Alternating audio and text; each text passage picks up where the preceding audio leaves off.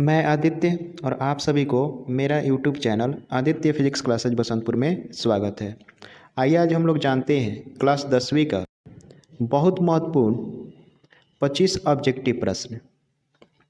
यदि ये वीडियो आपको अच्छा लगे तो इसे लाइक, सब्सक्राइब और अपने दोस्तों के बीच शेयर जरूर करिएगा। तो आइए सबसे पहले क्वेश्चन हम लोग जानते हैं। तो सबसे पहला क्वेश्चन है, किसी पदार्थ से प्रकाश की किरण पूर्ण रूप से पार कर जाती है तो वह पदार्थ होगा। पहला ऑप्शन है पारदर्शी पदार्थ, दूसरा ऑप्शन है परभासी पदार्थ, तीसरा ऑप्शन है अपारदर्शी पदार्थ और चौथा ऑप्शन है इनमें कोई नहीं। तो देखिए, जब किसी पदार्थ से प्रकाश किरणें पूर्ण रूप से क्या होती है, पार कर जाती है, तो वो जो पदार्थ होती है उसे हम लोग पारदर्शी पदार्थ कहते हैं। ठीक है, ये जो पदार्थ होगा कैसा पदार्थ होगा, पारदर्शी पदार्थ, अर्थात इसका ऑप्शन नंबर ए क्या होगा, सही होगा। दूसरा क्वेश्चन है, निम्नलिखित में किस दर्पण को अभिसारी दर्पण कहते हैं। पहला ऑप्शन है उत्तल दर्पण, दूसरा ऑप्शन है समतल दर्पण, तीसरा ऑप्शन है अवतल दर्पण और चौथा ऑप्शन है इनमें कोई नहीं। तो देखिए, निम्नलिखित में किस दर्पण को अभिसारी दर्पण कहते हैं, तो अभिसारी दर्पण हम लोग अवतल दर्पण को कहते हैं। क्यों? क्योंकि अवतल दर्पण प्रधान अक्ष के समानांतर आने वाली प्रकाश किरण को मुख्य फोकस पर मिलाती है, इस कारण इसे हम लोग क्या कहते हैं, अभिसारी दर्पण कहते हैं। तो इसका ऑप्शन नंबर सी क्या होगा, सही होगा। तो देखिए, तीसरा क्वेश्चन है कि प्रकाश के परावर्तन के कितने नियम होते हैं।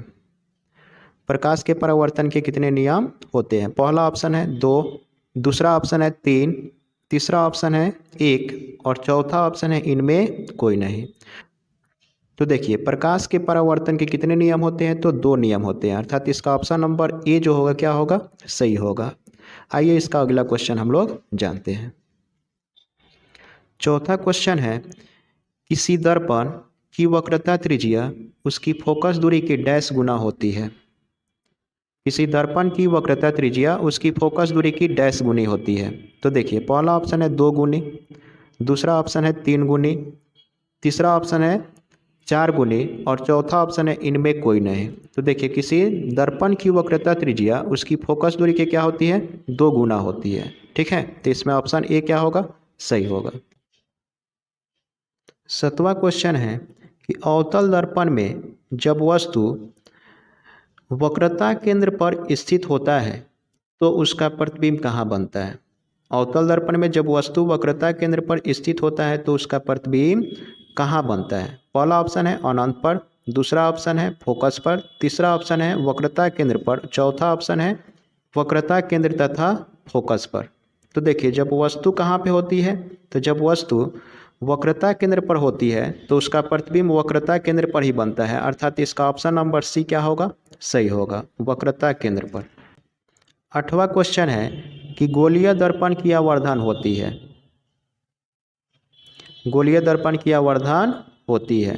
तो देखिए, गोलीय दर्पण की आवर्धन, इसमें पहला ऑप्शन दिया गया है कि m बराबर v बटे यू, दूसरा होता है m बराबर u बटे v, तीसरा ऑप्शन है m बराबर माइनस v बटे यू और चौथा ऑप्शन है m बराबर माइनस यू बटे v।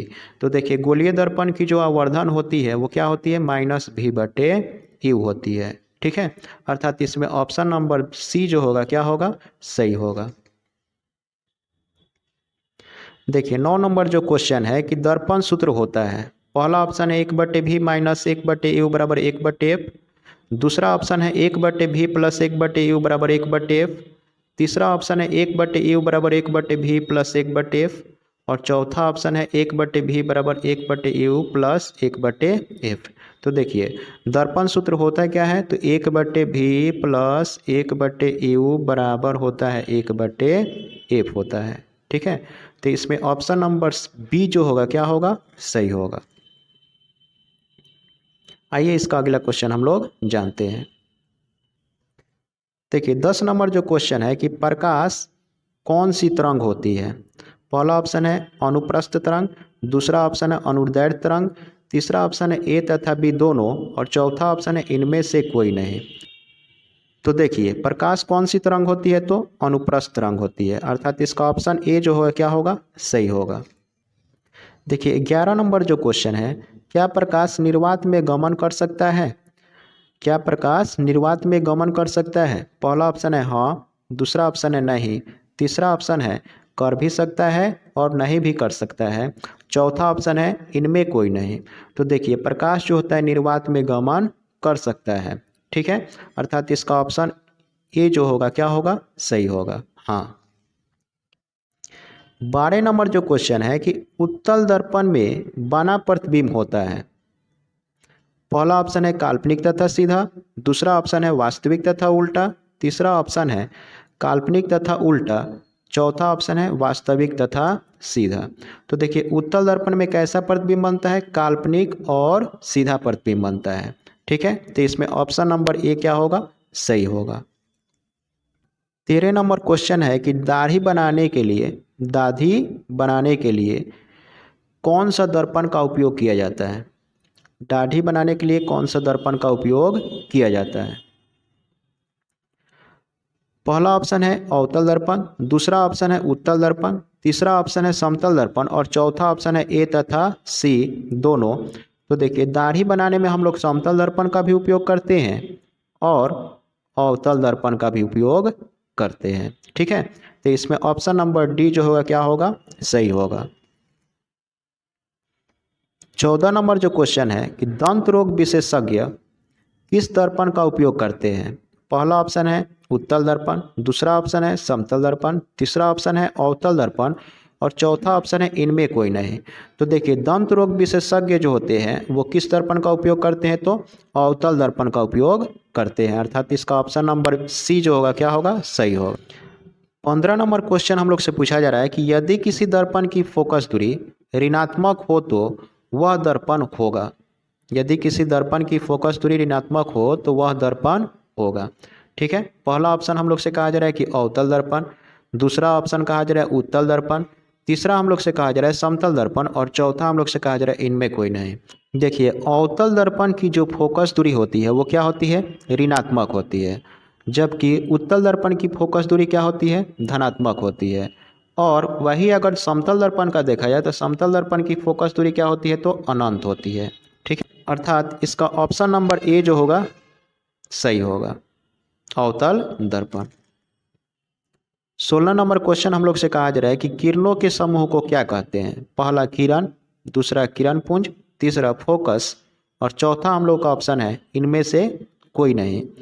तो देखिए किरणों के समूह को हम लोग क्या कहते हैं, किरणों के समूह को हम लोग किरण पुंज कहते हैं, अर्थात इसका ऑप्शन नंबर बी क्या होगा, सही होगा।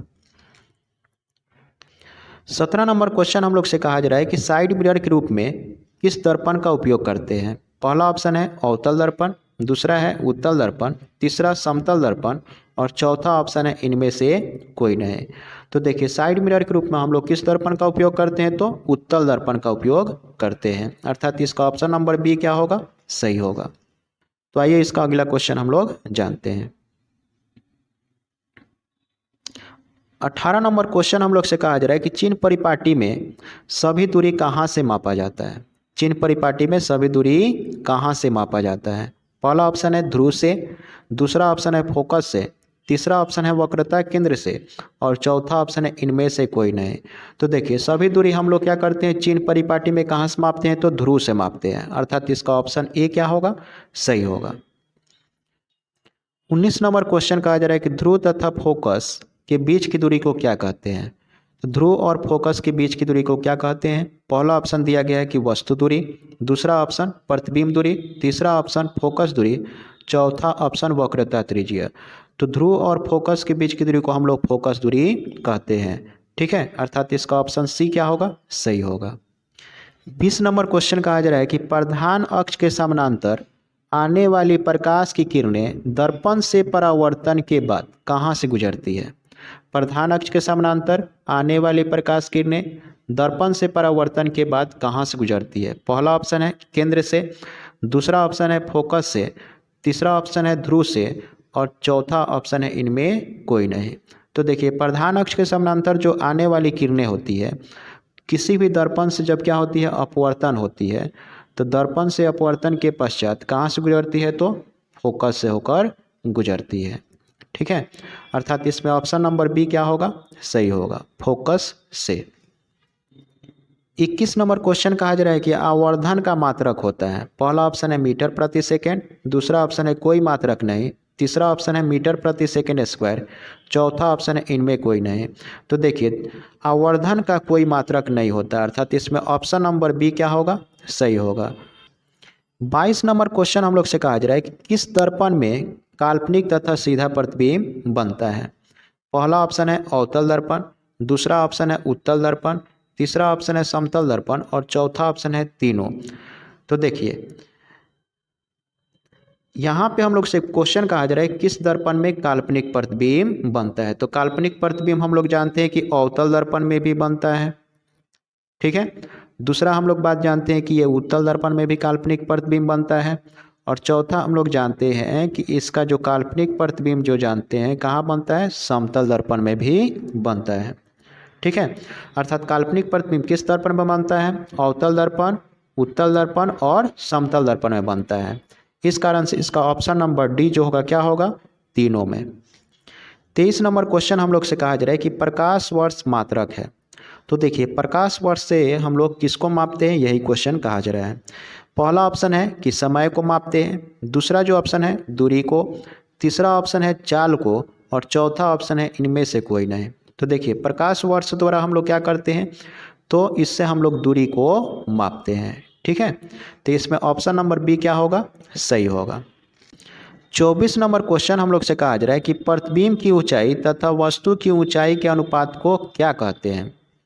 प्रतिबिंब की ऊंचाई तथा वस्तु की ऊंचाई के अनुपात को क्या कहते हैं। पहला ऑप्शन है आवर्धन, दूसरा ऑप्शन है आवर्धन क्षमता, तीसरा ऑप्शन है कोणीय आवर्धन और चौथा ऑप्शन है इनमें कोई नहीं। तो देखिए प्रतिबिंब की ऊंचाई तथा वस्तु की ऊंचाई के अनुपात को हम लोग क्या कहते हैं, आवर्धन कहते हैं, अर्थात इसे हम लोग एम से सूचित करते हैं, आवर्धन। इसका ऑप्शन नंबर ए जो होगा क्या होगा, सही होगा, आवर्धन। 25 नंबर क्वेश्चन जो हम लोग से कहा जा रहा है कि चिन्ह परिपाटी के अनुसार प्रतिबिंब दूरी धनात्मक आता है, इसका मतलब प्रतिबिंब किधर होगा। चिन्ह परिपाटी के अनुसार प्रतिबिंब दूरी धनात्मक आता है, इसका मतलब प्रतिबिंब किधर होगा। तो देखिए दर्पण के पीछे पहला ऑप्शन दिया गया है, दूसरा ऑप्शन दर्पण के आगे, तीसरा ऑप्शन ए तथा बी दोनों, चौथा ऑप्शन है इनमें कोई नहीं। तो देखिए अगर हम लोग क्या होता है कि हम लोग चिन्ह परिपाटी के अनुसार जानते हैं कि क्या होता है, दर्पण के दूसरे तरफ जो अगर इधर हम लोग क्या कर दें, दर्पण के दूसरे तरफ अर्थात दाहिने तरफ सभी दूरी क्या होती है, धनात्मक होती है। ठीक है, तो पीछे जो होता है दर्पण के पीछे क्या होता है, सभी दूरियां धनात्मक होती है। इस कारण से प्रतिबिंब जो होगा कहाँ बनेगा, दर्पण के पीछे बनेगा। क्यों, क्योंकि दर्पण के पीछे क्या होता है, जो प्रतिबिंब बनता है वो कैसा होता है, धनात्मक होता है। तो इसमें ऑप्शन नंबर ए क्या होगा, सही होगा। इस वीडियो को हम यहीं तक रहने देते हैं।